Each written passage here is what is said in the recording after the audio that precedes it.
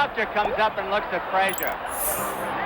Today marks 50 years since the end of one of boxing's greatest rivalries. It's all over! I'm Nico Ali Walsh, and this is a special edition of The Blueprint, where we'll look back at the final chapter of the epic trilogy between my grandfather, Muhammad Ali, and his greatest rival, Joe Frazier.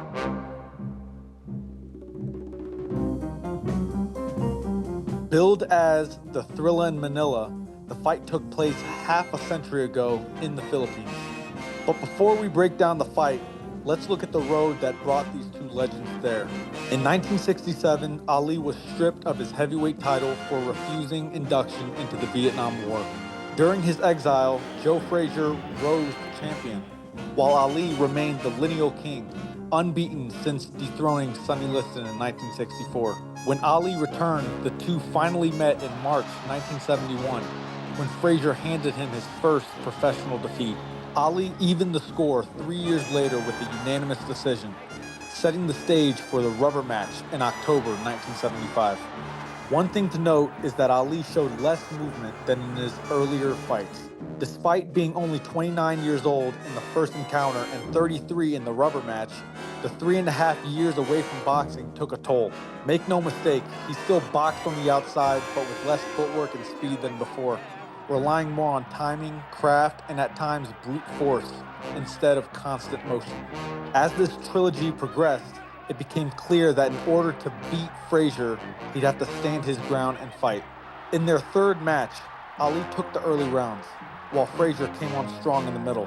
However, by the 10th and 11th, Ali regained control and began wearing him down until Frazier's trainer, Eddie Futch, stopped the fight after the 14th round. From the beginning, Ali looked to assert himself, sending a message that he could hurt Frazier and dictate the terms of the fight. In the opening round, he takes the center of the ring and begins unleashing right hands and left hooks. Ali opens up fast and lands combinations. He steps back, only to come forward again. Holding his ground and landing combinations play an important role in this fight, especially in the later rounds. But that pace is unsustainable for 15 rounds, so other tactics are required in the meantime. In the following rounds, we begin to see Ali's lead hand tactics. Ali starts using his left hand to grab behind Frazier's neck to control him and stop short hooks at close range. After they separate, he extends the hand as a blinder and rangefinder to set up his punches. Here he uses it to steer Frazier away as Joe presses forward. Referee Carlos Padilla warns Ali not to push down on the neck, but using the lead hand still remains part of his arsenal. And it wasn't new. In their second fight, holding behind the neck and pushing down had been a major point of contention. Frazier complained often about Ali's tactics, and his corner raised it between rounds. In Manila, Ali still used those moves, but far less than before. He had to be careful not to push down on the neck and to incorporate other strategies, letting his hands go at center ring, boxing on the outside, and even the famed rope-a-dope. Here, Ali uses his lead hand to blind and control range.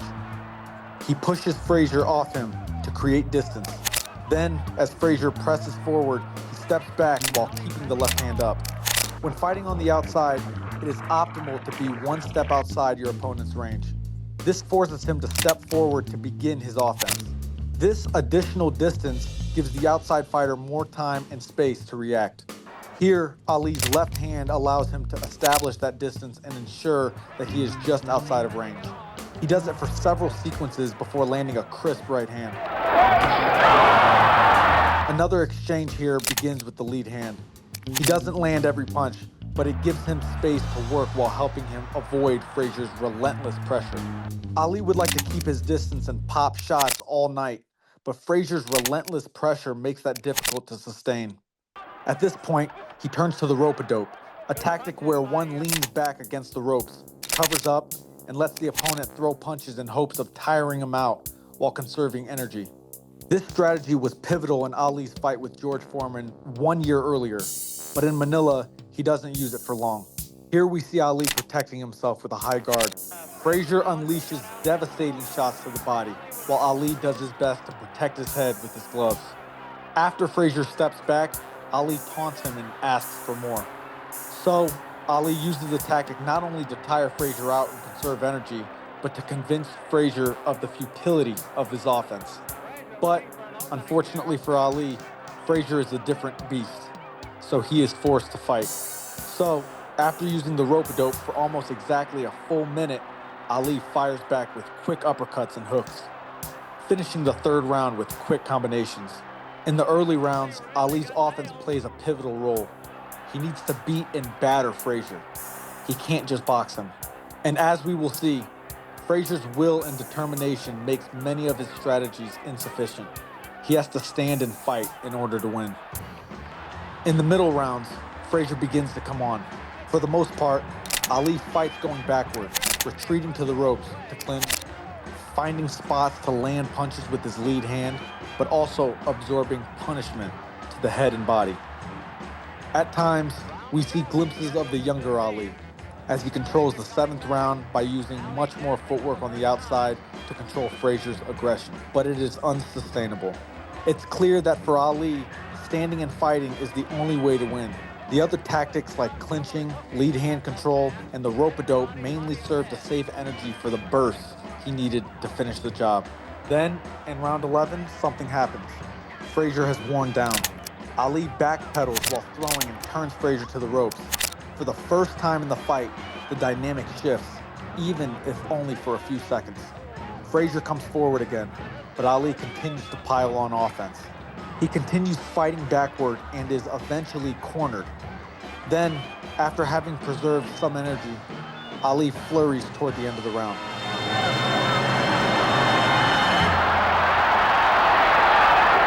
Then, in round 13, we once again see glimpses of the old Ali, skipping and boxing before teeing off with right and left hands. Though mostly moving backward, Ali tries to stand his ground and lands rights and lefts with all his power. Frazier, unimaginably, continues to come forward, but at the expense of taking some of the worst punishment ever seen in a boxing fight. We don't see many jabs.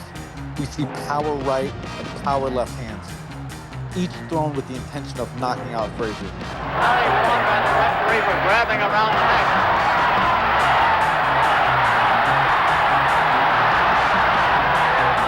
Miraculously, Frazier comes forward again to start the 14th, but by the end, Ali begins a flurry that finally sends him reeling backward.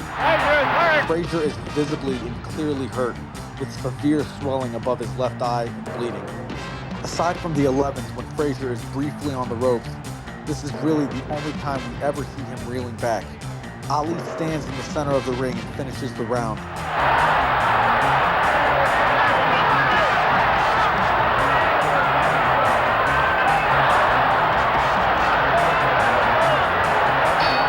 Exhausted, he walks back to his corner, while a defeated Frazier does the same. It is too much for Frazier. Eddie Futch stops the fight.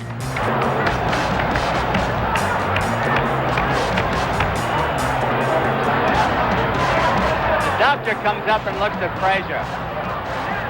I think it's going to be over. It's all over.